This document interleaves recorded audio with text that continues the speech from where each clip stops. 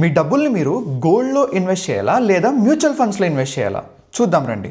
So 2015లో 150 grams gold cost వచ్చేసి almost 4 lakh rupees.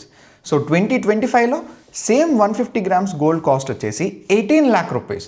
So gold మీకు ఓవర్ 10 ఇయర్స్లో 16.5% పర్ యానం రిటర్న్ ఇచ్చింది. సో మీరు సేమ్ 2015లో లార్జ్ క్యాప్ మ్యూచువల్ ఫండ్స్లో ఇన్వెస్ట్ చేసి 10 ఇయర్స్ హోల్డ్ చేస్తే మీ పర్ యానం రిటర్న్ వచ్చేసి 13%.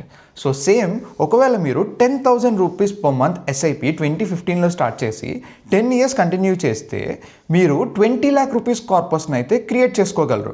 So me investment amount over a point of time ఎంత అవుతుంది అంటే 12 lakhs అవుతుంది. సో మీ కార్పస్ ఏమో 20 lakhs అవుతుంది. సో మీకు ఇక్కడ ప్రాఫిట్ వచ్చేసి ఆల్మోస్ట్ 8 lakh రూపీస్ వస్తుంది. సో రైట్ ఆన్సర్ ఏంటి?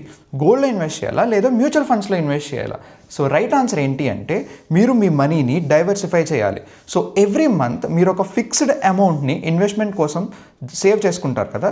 సో ఈ ఇన్వెస్ట్మెంట్ని మీరు 2 parts లేదా 3 parts కింద డివైడ్ చేసి 3 to 4 అసెట్స్లో ఇన్వెస్ట్ చేసుకోవాలి.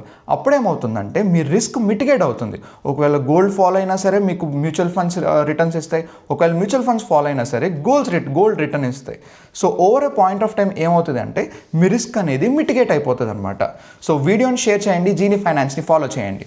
No nonsense, only knowledge.